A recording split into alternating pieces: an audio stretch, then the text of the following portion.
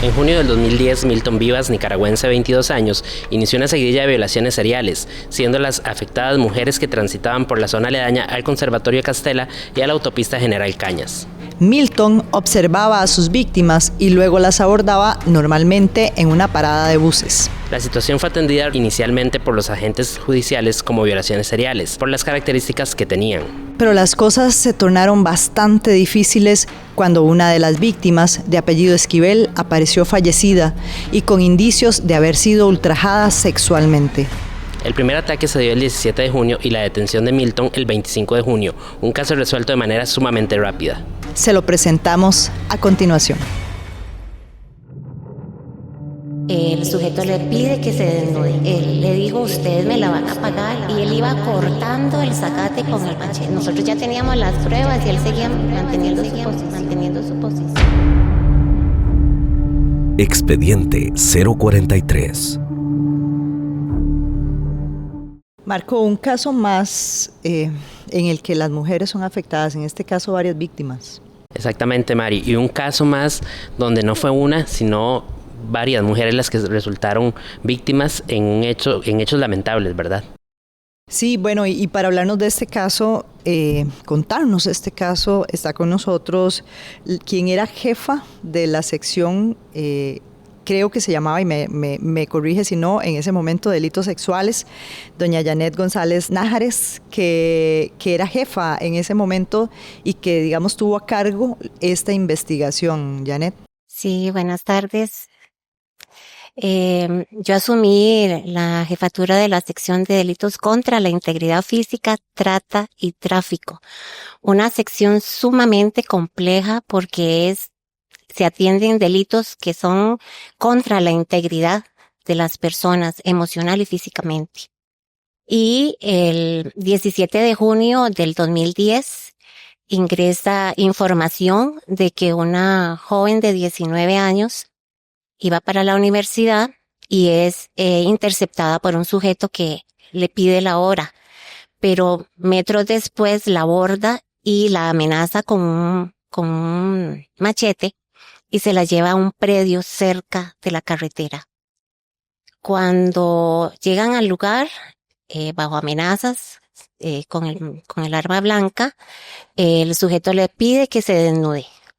Ella se desnuda, él también se desnuda y procede a violarla.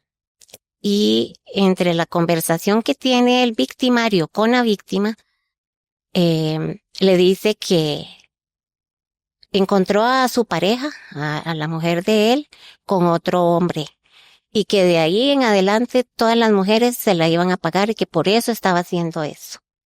Entonces, después de hacer ese acto, le dice, usted va a salir, no se va a llevar su ropa y se espera unos 15 minutos y empiece a contar de aquí a 20 o a 50. Y la muchacha estaba totalmente impactada, estaba ultrajada y da ese tiempo, pero en algún momento ella sale corriendo y sale corriendo desnuda hacia la calle, donde un guarda de una empresa la ve y tenía una ropa adicional y se la dio. La llevaron al Hospital México y esa es la primera noticia crímenes que tenemos de este caso. Janet, perdón, este sujeto, tal vez me estoy adelantando un poco, pero ese fue el motivo real. A ver, en investigación ustedes determinaron que ese fue el motivo real por el cual él comenzó a hacer este tipo de eventos. Exactamente. El día anterior, posterior a la investigación, nos enteramos de que sí, él tuvo una discusión muy fuerte con su pareja.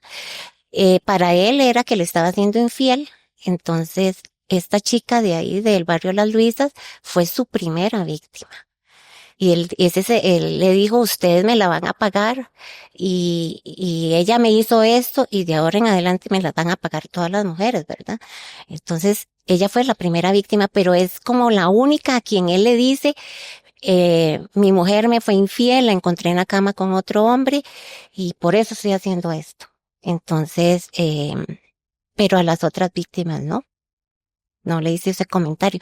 Y le da un nombre que supuestamente se llama Edgar. Él le dice Sí, que supuestamente se llama Edgar.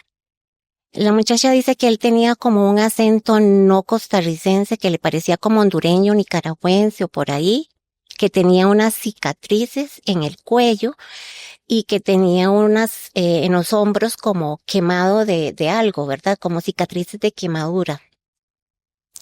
Posteriormente vamos a traer a colación esto de las cicatrices y todo, porque fue muy importante a la hora de la detención.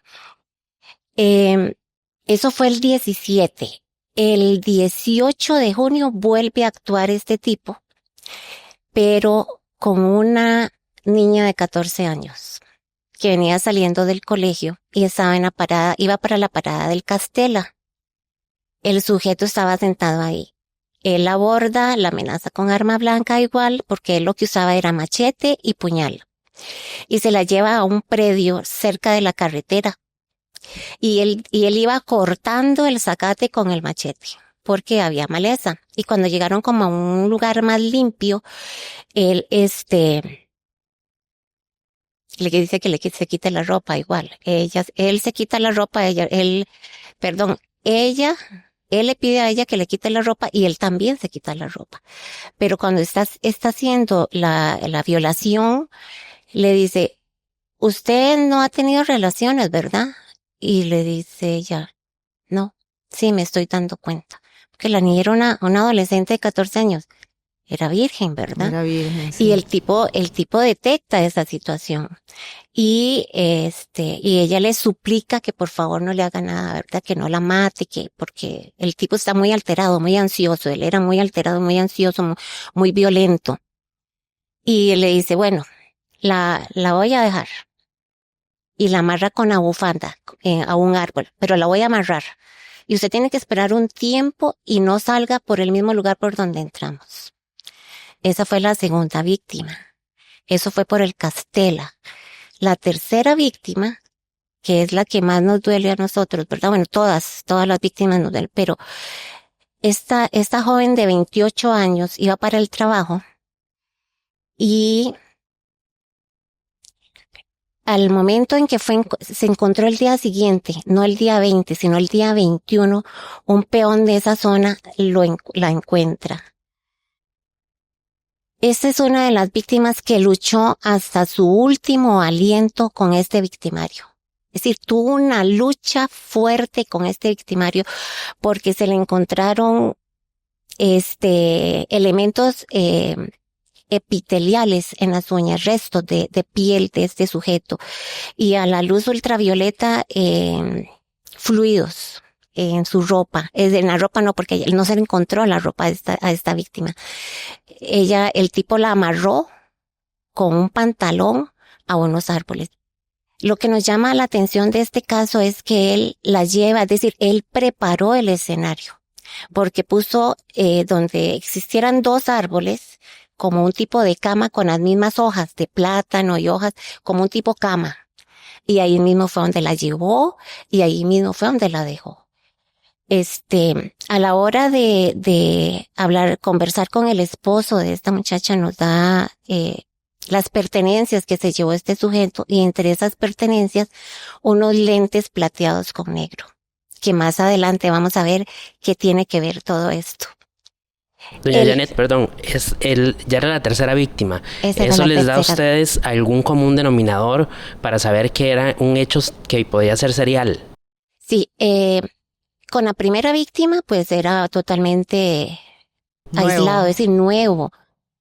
Pero el del Castela, que lo atiende el OIJ de Heredia, es por consultas que hacen los investigadores en nuestras fuentes, ¿verdad? Nuestras fuentes abiertas, donde podemos ver otro tipo de denuncia con un modo de operar parecido, y es ahí donde nosotros nos comunicamos con el OIJ de Heredia. Pero es de la chica esta de 14 años, pero casi de inmediato, el día siguiente, sucede lo del homicidio de esta muchacha, ¿verdad? Entonces, ahí empezamos a ver que había un común denominador, un modo de operar similar, y entonces empezamos a trabajar en conjunto, San José con Heredia. ¿verdad? Entonces, la tercera víctima, que es después del homicidio de esta chica de 28 años, que yo digo que esta chica se salvó, ¿verdad? Porque igualmente el tipo la aborda, la amenaza con el machete, la lleva, empiezan a caminar. Yo imagino que ese fue como una víctima que le salió de camino y no lo tenía como planificado. Y cuando él empieza a caminar y buscar como un lote baldío para poder ultrajarla, ven una caseta con un guarda de seguridad y el guarda de seguridad los ve. Entonces, lo que hace es, se asusta y se altera y le dice, váyase. Entonces, la chica se va. Les quita las pertenencias, pero no la violó. Es decir, gracias a Dios, ella no lo logró. Esa es la cuarta víctima. No le dio la oportunidad. Esa es la cuarta víctima. Ese es posterior al homicidio. El día 22 de junio, una chica de 18 años, está en la parada del Río Segundo de Alajuela. Entonces ya se nos está corriendo más San José, Heredia, Alajuela. Y a esta chica, le quita las pertenencias y le dice que caminemos y la hace cruzar la pista para poder ir a donde él ya tenía más o menos donde previsto donde lo podía hacer. Pero cuando está con ella ahí, él le dice, ¿sabe por qué yo hago esto? Yo hago esto porque tengo una hija y tengo que mantenerla. Y entonces, estos son los tipos de víctimas que uno dice increíbles, ¿verdad? Y ella, a pesar de que él está muy alterado, le dice, usted tiene una hija, ¿a usted le gustaría que a su hija le pasara algo de lo que me está pasando a mí? Y el tipo como que se puso como a reflexionar un poco, ¿verdad? Sí. Lo impactó. Sí, como que sí le tocó, ¿verdad? Le dijo que se llamaba Pedro. A la otra le dijo que se llamaba Edgar, a le decía que se llamaba Pedro. Y le dijo, bueno, vea, usted ha visto mi cara, pero si usted me promete que no me va a denunciar, yo la dejo ir. Sí, de alguna manera ella trata de persuadirlo y sí lo persuadió. Y hasta le ayudó a cruzar la pista otra vez. Él le ayudó a cruzar la pista a ella. Sí. Entonces, sí le quitó sus pertenencias, ¿verdad? Ella, utilizando la psicología inversa, logró salvarse. Correcto.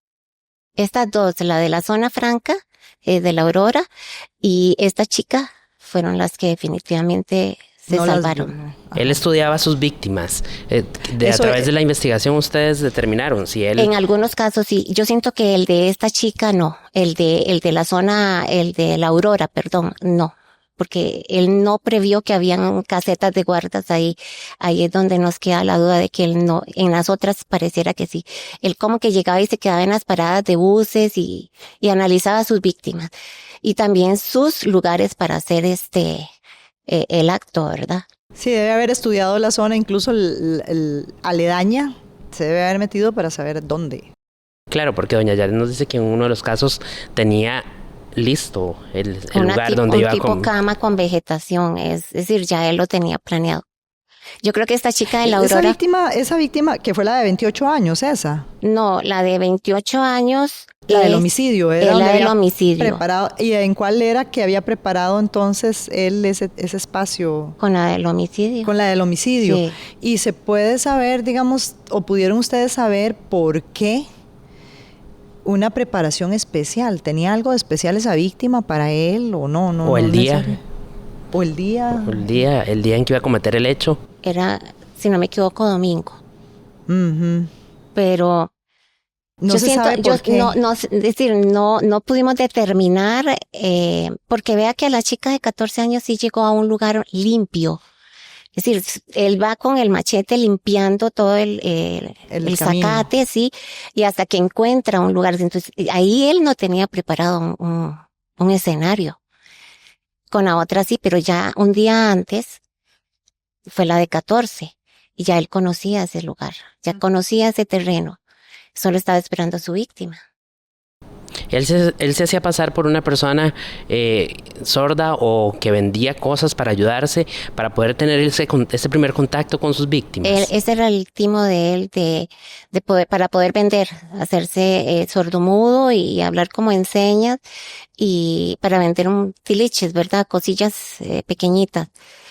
Sí, sí usaba, pero a las víctimas a todas les habló, porque a una les pidió la hora.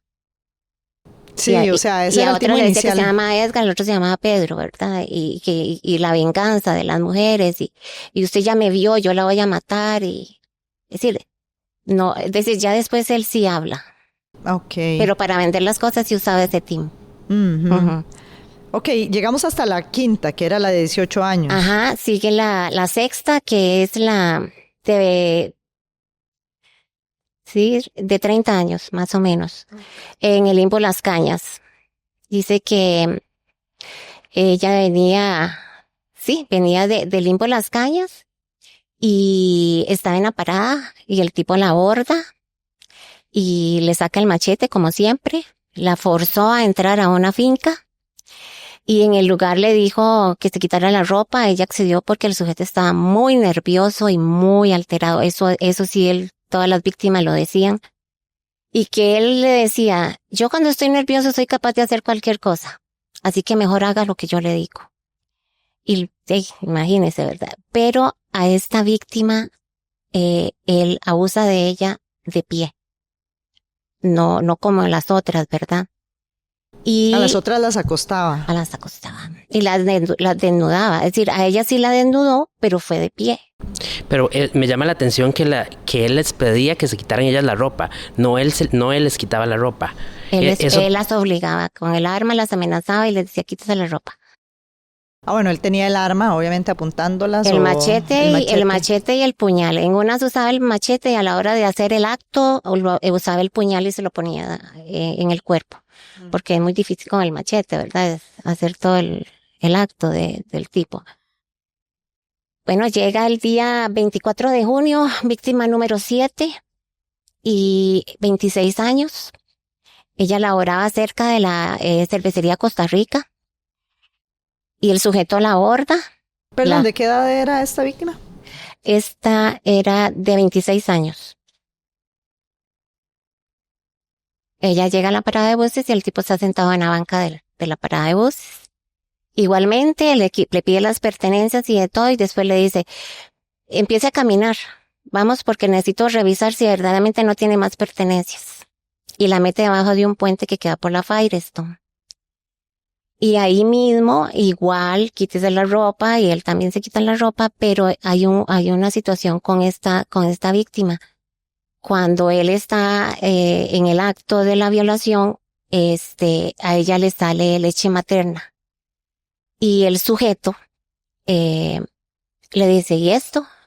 Y le dice, es que tengo un bebé de 7 meses y debe en este momento de estar esperándome, debe estar llorando porque debe tener hambrita. Y es otra víctima que lo persuade, es decir, que trata de dialogar con él y convencerlo porque ya ella se había enterado de que habían matado a una muchacha por ahí, ¿verdad? Entonces, ella trató como de calmarlo y decirle, y él no la mata.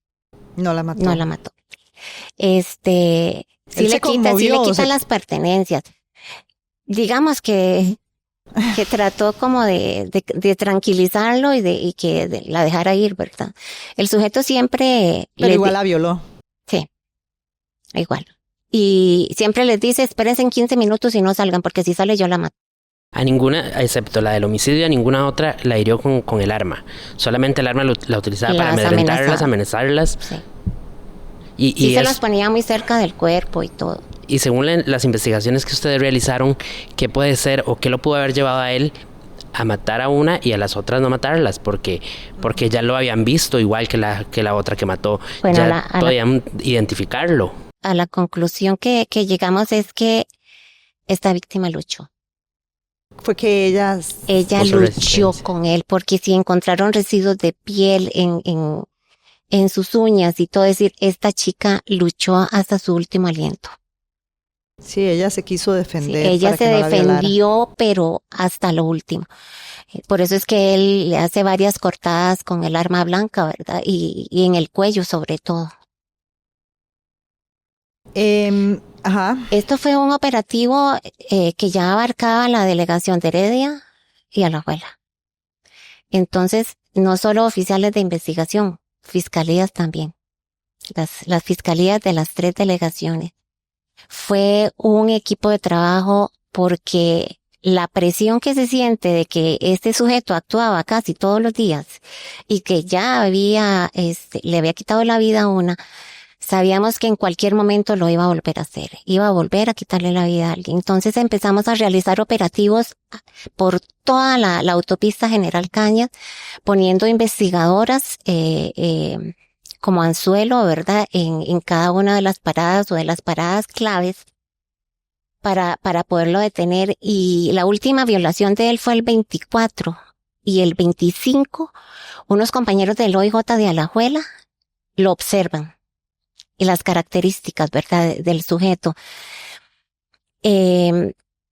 La descripción que dio la primera víctima de las cicatrices en el cuello, porque hasta en eso, ¿verdad? Las víctimas a veces uno le pregunta, no sé, no me acuerdo, pero esta chica sí nos dijo dónde, el lado derecho, todo, entonces coincidía perfectamente. El tipo los ve a los compañeros del OIJ Alajuela y él inmediatamente se sube en una microbús que iba llegando en ese momento a la parada y claro, empieza el seguimiento, ¿verdad? Y en la parada de Lina, de la Uruca, los compañeros solicitan que pare la microbús, lo abordan, pero el sujeto empieza a hacer como que él era mudo, sordomudo, y le decía por señas a los compañeros que él era menor de edad. Entonces, menor de edad y sordomudo. Entonces, eso fue para mí un reto muy grande porque me decían, jefa, coincide físicamente, la ropa, pero es sordomudo, jefa. Y entonces y dice que es menor de edad, pero todo lo demás, y la cicatriz del cuello y todo. Y yo dije, Dios, yo no quiero más víctimas y no quiero más homicidios. Me la voy a jugar, tráigalo. Y el tipo mantenía que él era sordomudo y de ¿Y ahí se no veía tan joven como para pensar que era menor de edad? No. Y fingía también No. para creerle que era sordomudo. Totalmente. Sí. Él hacía todos los gestos que puede hacer una persona con esa discapacidad, sí lo hacía. Wow. Entonces los compañeros nos decían, no estamos seguros, ¿verdad? Ujú. Pero físicamente sí, pero lo que no coincide es que las víctimas dicen que les hablaba y este chico es sordomudo. Y se mantuvo así. La cosa es que lo llevamos a la oficina,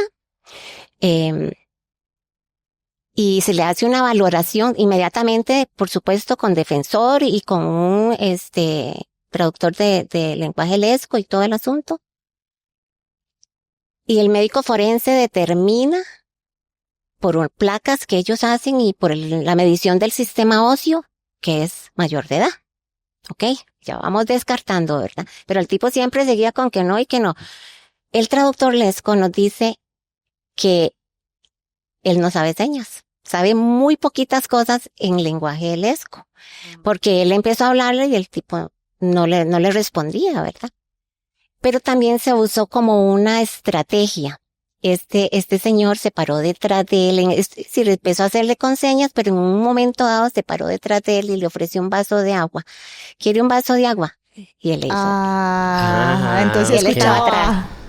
Pero de ahí, es decirle el traductor, vea, él habla, no, todavía no podíamos determinar eso, o por lo menos quitarle ese disfraz a él. Entonces empezamos a hacer el reconocimiento en rueda de personas. Y metimos un compañerito, un investigador, para que integrara la rueda de personas, ¿verdad? Para la identificación. Pero el compañero, yo le dije, vea, hágalo hablar. Y llegan y están ahí sentados esperando que los llamen para que se les asignen los números y el compañero empieza, esta policía, que aquí, que allá, que no sé. Y él habla. Oh, Pero todavía no podíamos demostrar porque este tipo no tenía huellas, no tenía identificación, no sabíamos quién era. Y otra de las cosas que fueron fundamentales en esta investigación fue que en el salveque que él andaba, andaba una libreta. Y en esa libreta había un número de teléfono porque él dijo en algún momento que él vivía en Alajuela. Es decir, con sus señas y todo, que él vivía en Alajuela, pero que no sabía dar la dirección. Entonces, en la libreta había una dirección en Alajuela. Y mandamos a los compañeros, correspondía a la mamá. Se hizo inmediatamente la solicitud de allanamiento. Y adivinen qué encontramos en ese allanamiento. Los lentes de la víctima que murió. De la Del 28 homicidio. años. Del homicidio. Esa fue la casa allanada en el Erizo, en Alajuela. Exactamente. Había más pertenencias, además Sí. de los lentes de ella. ¿Qué encontraron? Teléfonos, ropa interior, también cargadores, pero como los cargadores y esas cosas no tienen una identificación, pero era lo que le quitaba a las víctimas, teléfono.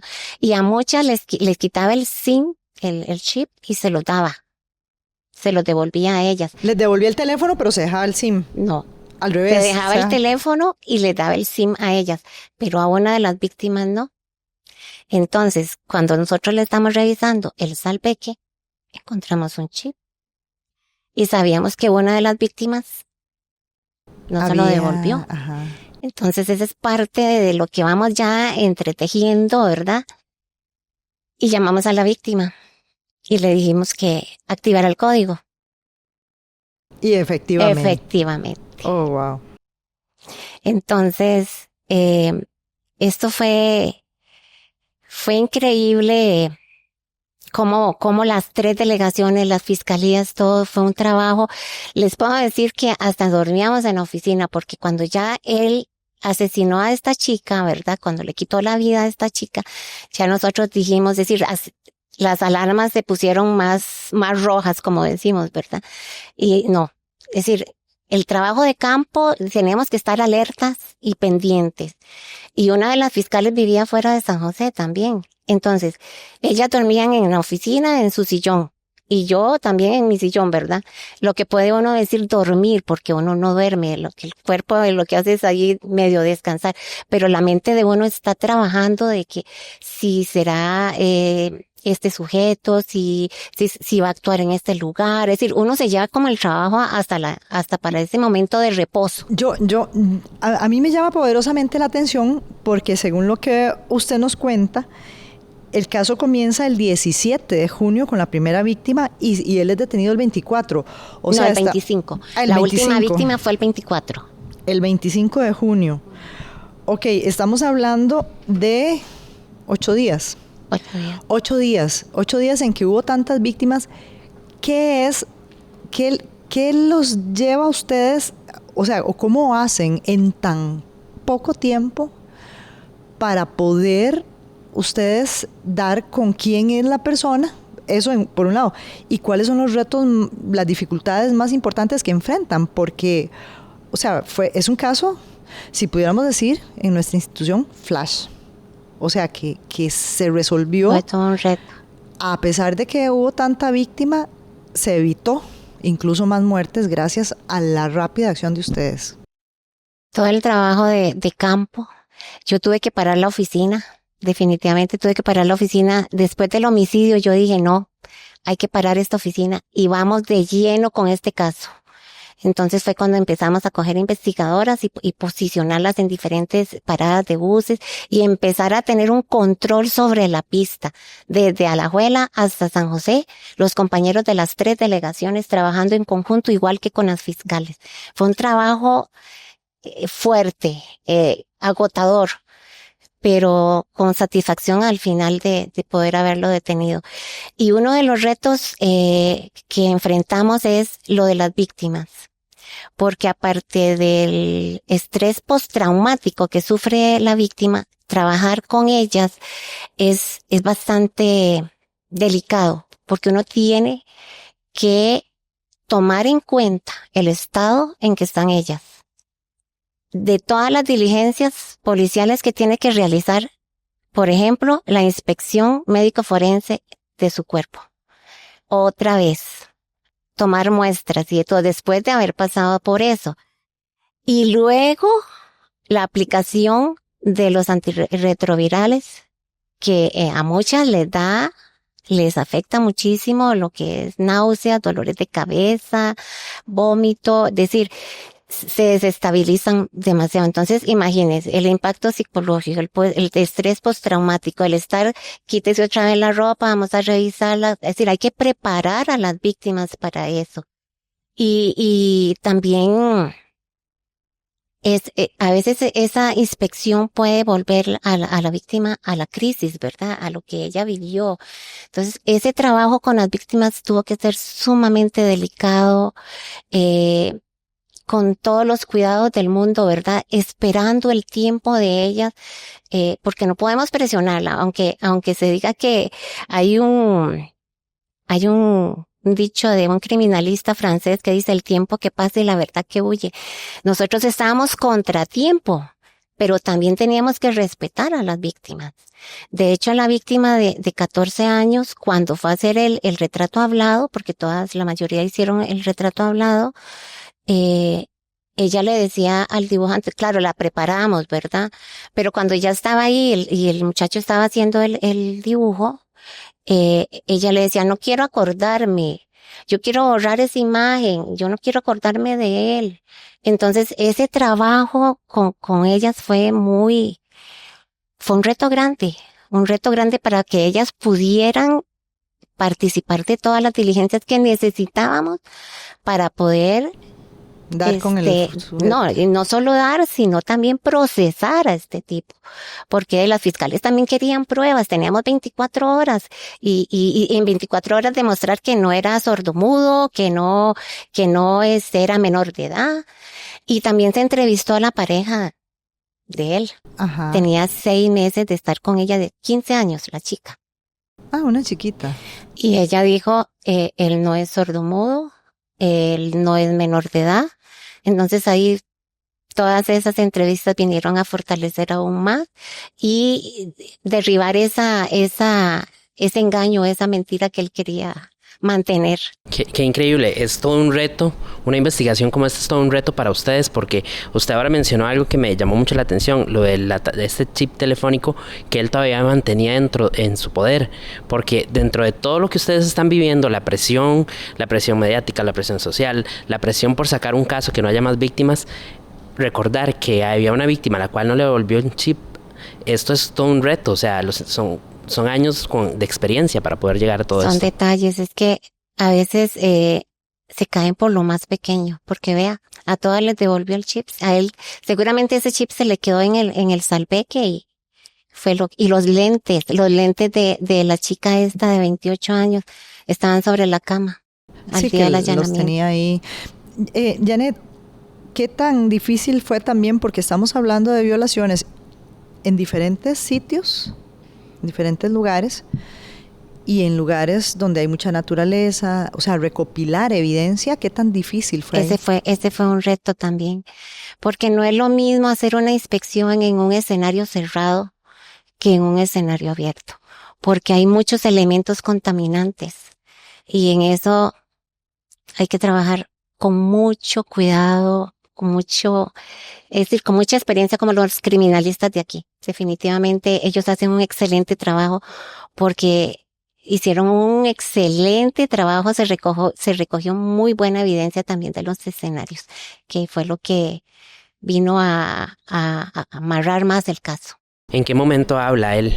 O sea, me llama la atención y me parece curioso saber en qué momento él ya habla y se quita la máscara de que no era sordomudo. Después, y agregándole a esa pregunta que está haciendo Marco, porque ya usted nos contó que durante la rueda de reconocimiento fue que él habló, ¿verdad? Habló con el investigador. Porque creyó que era otro sospechoso, igual que él. Exacto. Y cuando ustedes ya lo encararon, ¿qué hicieron? No, él siguió manteniendo eso. Ya cuando nosotros lo pasamos a la fiscalía y estuve en celdas y todo, ya no le quedó otra. Es decir, ya él sabía que estaba descubierto. Sí. Definitivamente. Pero él se mantuvo y aceptó se mantuvo. en ese momento. No, él se mantuvo, que era menor de edad y ya nosotros ya teníamos las pruebas y él seguía manteniendo su posición. Uh-huh. Y hay otra cosa, y me voy a devolver un poquito, pero sí quiero que nos cuente, porque ya habían, cuando se da la víctima del homicidio, que es la tercera víctima, ya habían 2 víctimas previas, ¿verdad? Cuando ustedes, o sea, ¿qué piensa Janet? ¿Qué piensan? Y lo que ve usted en los investigadores que saben el caso, ¿qué piensan, qué sienten cuando ven que ya la tercera víctima fue además víctima de homicidio? ¿Qué pasó ahí? Fue una presión increíble. Sí, la presión que tiene un investigador, la responsabilidad que se tiene, ¿verdad? Porque no es solo el trabajo, sino la presión que tiene uno aparte de las familias, ¿verdad? De las víctimas y todo. Es como un peso muy grande que cae sobre uno y hay que darlo todo. Hay que darlo todo, no importa si usted duerme, si usted descansa, si le da tiempo de irse a bañar o no. Y como le dije, tuve que parar la oficina porque yo dije, esto hay que pararlo ya. Es decir, no podemos, ya él, le quitó la vida a una persona y sabemos que lo va a seguir haciendo. Porque ya se animó a hacerlo y lo va a seguir haciendo. Y toda la oficina, los fiscales, todos comprometidos con eso. El coordinador Darcia, de la fiscalía, un apoyo increíble también. Es decir, fue un grupo interdisciplinario increíble, psicólogos, técnicos, médicos forenses, analistas. Fue todo un trabajo en conjunto, trabajando en una mesa de horas. ¿Qué perfil puede tener este tipo? ¿Qué es esto? ¿Dónde puede actuar la próxima vez? Todas esas cosas. Analizarlas y estudiarlas y adelantársele al tipo, a ver cómo podemos adelantarnos o poderle llegar el momento en que él va a volver a actuar, porque ya no queríamos más víctimas. ¿Alguna de las víctimas, ustedes pudieron saber a través de la investigación si era una persona a la que ya él conocía? Porque en algún momento se decía que una de las víctimas era cercana al lugar de residencia de este sujeto. Entonces, hay una teoría ahí con respecto a eso, de que la que murió, como que vivía cerca de él o lo había visto, o era vecina, una cosa, pero no lo pudimos llegar a demostrar eso. Pero pareciera que, yo lo que digo es que esta chica sí luchó. No le fue tan fácil a él y él se enfureció, aparte que él era muy ansioso y violento y como la tenía contra las mujeres. Para mí, esa es la hipótesis mía, ¿verdad? De que esta chica se defendió, pero hasta lo último. Por eso es que él la corta varias veces. Uh-huh. ¿A dónde le ocasiona las heridas? Sobre todo en el cuello. Ok, y ahora ya se detiene, se logra reconocer, ya tienen prácticamente todo. ¿Qué sensación hay en el equipo de trabajo en ese momento? Satisfacción de haberle hecho justicia a estas víctimas, porque una de las que a mí me dolió así como, por decirlo de una forma humana, fue la chica de 14 años. Ella estaba muy, muy afectada. Entonces uno siente satisfacción de que de alguna manera se va a hacer justicia por lo que se le hicieron a ellas. Cuando asisten, aunado a eso que hablaba Mari, cuando ustedes asisten al juicio, cuando ya lo están procesando y se escucha que hay una condena, eso decía Mari también, ¿qué se siente? O sea, ¿qué siente un investigador o una jefa de investigación cuando se escucha que una persona es condenada a más de 100 años? 164 creo 163 que son. años. 163 años. Por los hechos que cometió, y saber que fue un trabajo muy arduo en muy poco tiempo y que lograron salvar quién sabe cuántas mujeres más. ¿Qué sienten ustedes en ese momento? Como oficiales, creo que es la culminación de nuestro trabajo y la satisfacción de que el esfuerzo y sacrificio que se hizo valió la pena. Y sobre todo porque nosotros nos debemos a las víctimas, ¿verdad? Entonces una satisfacción y un impulso más para seguir adelante y seguir entregándonos más al compromiso que tenemos en esta institución. Qué bonito eso, ¿verdad? O sea, para ustedes la satisfacción, porque no sé si estoy equivocada, pero me imagino que ustedes guardan en su mente y Hay casos que marcan la vida de un policía y a mí me marcó porque definitivamente eran hechos que se daban muy continuos y cada vez con una violencia más alta hasta quitarle la vida a una persona. Entonces es bastante fuerte para uno, es desgastante físicamente porque tiene que entregar más horas de las que, es decir, un tiempo extra, dar una milla más nosotros, no importa cuán cansado se sienta, cuán agotado esté, usted tiene que seguir adelante y tiene que hacerlo con compromiso y sobre todo porque las víctimas lo merecen que nosotros nos sacrifiquemos de esa manera y ojalá que de verdad las personas, porque hay que estar aquí adentro para saber qué precio se paga aquí adentro, como oficiales, la entrega, sacrificio de la familia y todo, que de verdad valoren el trabajo que hacen los oficiales del OIJ, porque es fuerte. Yo te voy a hacer una pregunta que nunca le he hecho a ninguno, y esta es la 4ª temporada, y nunca se lo he hecho a ninguno. Pero, o sea, a ver, el trabajo de ustedes es muy profesional y eso es indudable, ¿verdad? El trabajo es muy profesional y lo hacen de la manera más objetiva. Y por eso es que tienen todas las pruebas científicas de los laboratorios forenses, todo lo que nos has contado en este episodio. Pero cuando pasa este tipo de casos, donde hay una niña de 14 años, donde hay una muchacha de 19, donde hay una mujer de menos de 30 años que fue asesinada, donde hay una mamá que está amamantando a su niño, ¿qué tanto ustedes asumen eso incluso como algo personal? Digo, si a alguien de mi familia le pasara esto, yo no quisiera que le pasara. Entonces, de alguna manera, hay una parte humana que lucha, ¿verdad? Y psicológica, emocional, que nosotros tenemos que trabajar. Porque sí, yo atendí un caso donde el niño, que fue una discusión que se dio muy grande en el Paseo Colón, y que esa baja tolerancia que se le metió al otro carro y no sé qué, se baja y él saca el arma de la guantera, la chica llevaba al bebé, el muchacho, el chiquito entre las piernas, y el momento en que saca el arma se le activa y él mismo le dispara al hijo. Es decir, porque tenía un tiro en boca, ¿verdad? Y el niño se parecía mucho a uno de mis hijos. Y fue algo que yo tuve que trabajar mucho porque yo estaba pendiente que cómo estaba el chico en el hospital, que si estaba bien. Y mi pareja de trabajo, que era mucho más, con más experiencia y más tiempo, me dice, Janet, usted no puede hacer eso. Usted no puede personalizar los casos porque si no, le van a afectar. Entonces yo aprendí a poder manejar esas emociones, controlar esas emociones, porque sí, a veces afectan, por supuesto. Pero para eso también tenemos un equipo de psicólogos aquí que nos dan ese soporte para poder seguir adelante. Pero sí, es parte de... Afecta.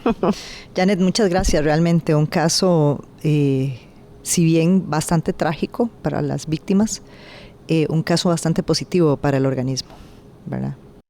De hecho, ese caso fue premiado este año por el récord en que se detuvo este sujeto. Sí, pero el equipo de trabajo, los investigadores de todas las 3 delegaciones, fue una entrega total, y las fiscales también. Qué bueno, pues muchas gracias por habernos acompañado. Para servir. Muchas gracias, sí. Llegamos un capítulo más, ¿verdad? Un episodio más, un caso más que si bien marcó a un país, porque de acuerdo a todo lo que leímos y todo, fue un caso que marcó mucho el país, deja entrever el profesionalismo con el que trabajan los compañeros de acá de OIJ. Exactamente, y esa parte humana también, Bueno, pues aquí llegamos con este caso y nos veremos en el próximo episodio de Expediente 043. Expediente 043.